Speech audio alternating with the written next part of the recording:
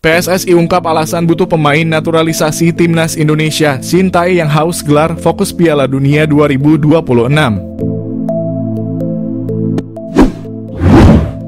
Pikiran PSSI sudah ke depan menghadapi Piala Dunia. Timnas Indonesia siap memberikan kejutan melaju Piala Dunia 2026. PSSI sudah memikirkan timnas Indonesia lolos ronde 3 Piala Dunia. Sintayong yang menyerukan butuh tambahan pemain naturalisasi. Pemain naturalisasi bisa menyeimbangkan lawan main level Eropa. Indonesia lolos ronde 3, ada 10 pertandingan timnas Indonesia jalani. 5 pertandingan home dan 5 pertandingan away. Dalam menghadapi Piala Dunia, Sintayong yang sudah tahu kelemahan pemain timnas Indonesia pada bagian kekuatan fisik. Kekuatan fisik orang Indonesia masih lemah bila dibandingkan fisik orang Korea Selatan. Sintayong yang pernah mengatakan fisik orang Indonesia dan Korea Selatan punya kesamaan, tapi yang membedakan adalah kekuatan fisik. Sintayong yang juga tidak ingin banyak pemain cedera pada saat pertandingan berlangsung. Butuh pengganti pemain cedera dengan pemain kuat. Sintayong yang mengakui fisik orang Eropa lebih kuat dan tinggi. Itulah alasan Sintayong yang butuh banyak pemain naturalisasi dari Eropa. Skenario timnas Indonesia lolos ke putaran ketiga kualifikasi Piala Dunia. Sebentar lagi timnas Indonesia akan memainkan 2 laga penutup putaran kedua kualifikasi Piala Dunia 2026 zona Asia dengan menghadapi Irak dan Filipina. 2 laga ini akan dimainkan di Stadion Utama Gelora Bung Karno. Indonesia yang menang 2 kali atas Vietnam pada 2 laga terakhir saat menduduki posisi kedua dengan 7 poin. Terpaut 5 poin dari Irak yang sudah memastikan tempat di putaran ketiga di posisi puncak dan unggul 4 poin dari Vietnam di posisi ketiga. Dengan ini secara matematis, Garuda hanya membutuhkan 1 kemenangan lagi untuk melaju ke putaran ketiga. Pintu yang lebih dekat ke Piala Dunia 2026 pertama kali dimainkan di 3 negara yaitu Amerika Serikat, Kanada, dan Meksiko. Apabila lolos ke putaran ketiga, Indonesia akan bergabung dengan 17 negara lainnya yang akan dibagi dalam 3 grup di mana 2 tim teratas setiap grup memastikan tiket otomatis ke Piala Dunia. Namun, selain 1 kemenangan, masih ada skenario lain untuk melaju ke putaran ketiga. Berikut skenario Indonesia lolos ke putaran ketiga kualifikasi Piala Dunia 2026 zona Asia.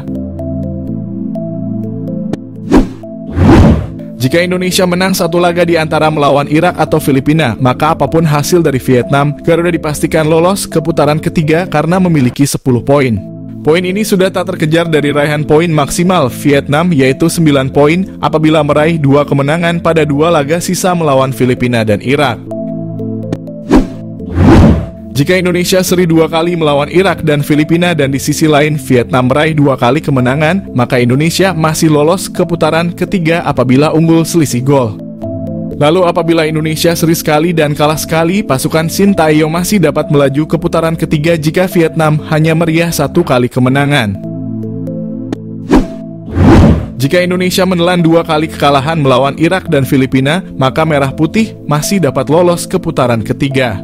Skema ini dapat terlaksana apabila Vietnam meraih 1 kemenangan dan sisanya kalah. Indonesia juga masih dapat lolos ke putaran ketiga apabila Vietnam meraih 1 kemenangan dan 1 kali imbang dengan catatan selisih gol mereka tak lebih baik dari Indonesia. PSSI sampaikan kabar terbaru soal Maarten Paes, supporter timnas Indonesia akhirnya bisa bernapas lega.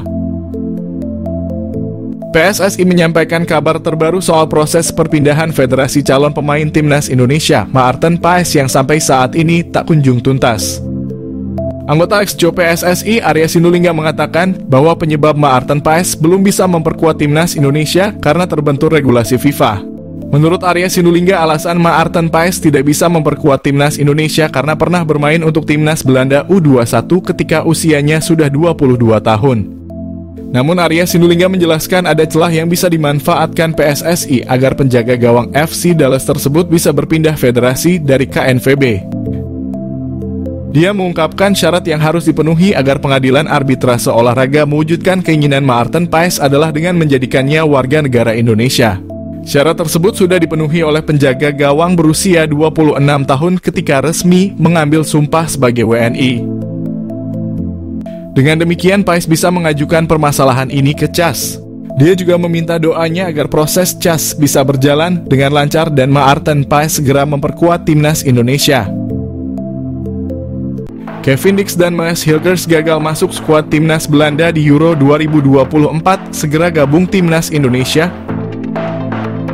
Federasi Sepak Bola Belanda telah merilis 30 nama yang akan dibawanya ke Euro 2024. Dari 30 nama yang terlihat tidak ada Kevin Dix dan Maes Hilgers, dan fakta tersebut langsung menjadi pusat perhatian pencinta sepak bola tanah air. Kendati demikian, pemain keturunan Indonesia lainnya seperti Kevin Dix dan Maes Hilgers tidak ada dalam daftar pemain tersebut. Padahal Dix dan Hilgers tengah berjuang untuk merebut tempat di tim berjuluk De Oranje tersebut. Alasan itu pula yang membuat Dix dan Hilgers sejauh ini belum mau menerima ajakan PSSI untuk dinaturalisasi dan membela timnas Indonesia. Dix sendiri sebelumnya sudah pernah dipanggil untuk membela timnas Belanda level usia.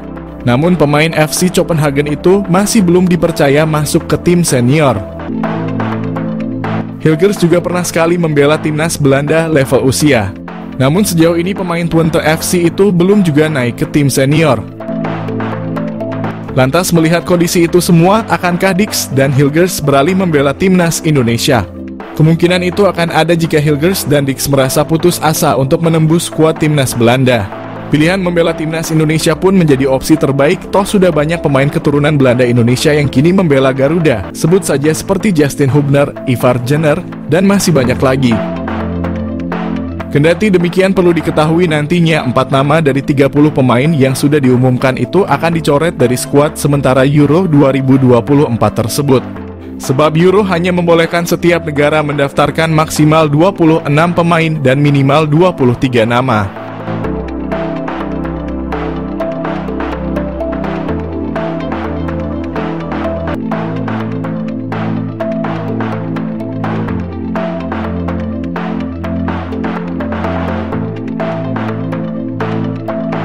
Peluang mengecil Jordi Amat jadi starter, ada pesaing lebih berat di timnas Indonesia. Jordi Amat menghadapi pesaing baru di timnas Indonesia dengan level permainan lebih tinggi dibanding dirinya. Terakhir kali Jordi Amat membela timnas Indonesia, Jay Itzes belum tersedia untuk tim Merah Putih. Penampakan terakhir Amat di tim Garuda terjadi di Piala Asia 2023 saat ia membawa Merah Putih berkibar hingga 16 besar.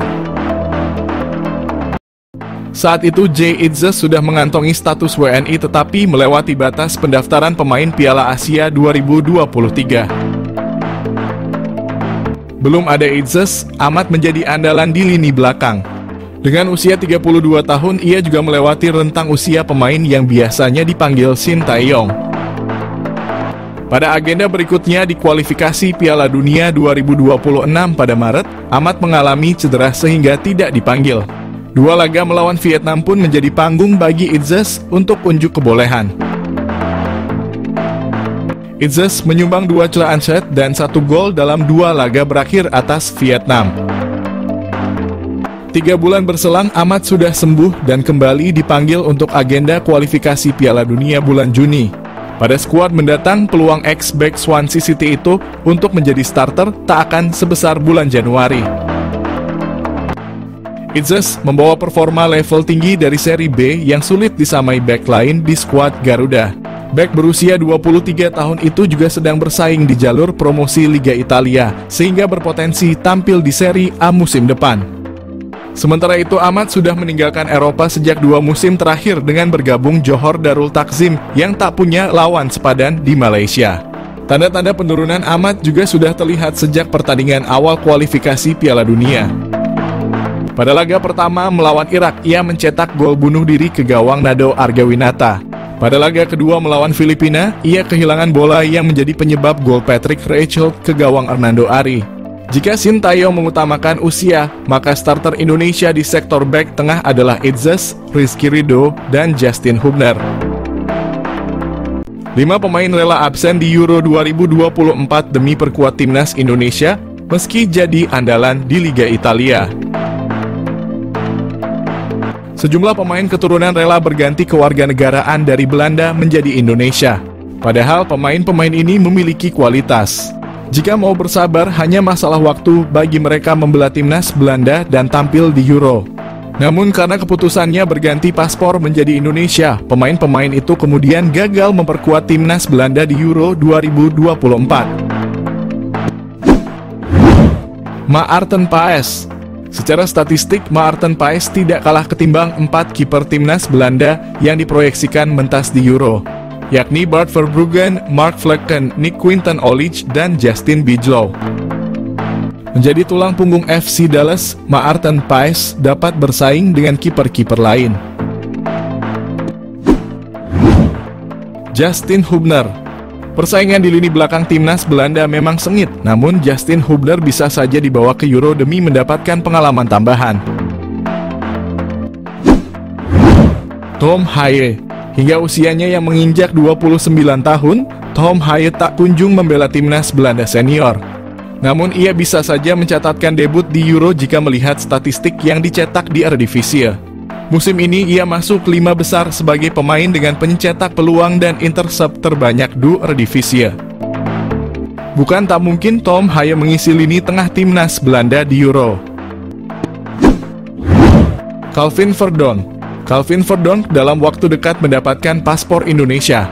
Padahal jika mau bersabar, fullback 27 tahun itu berpeluang dipanggil ke timnas Belanda senior.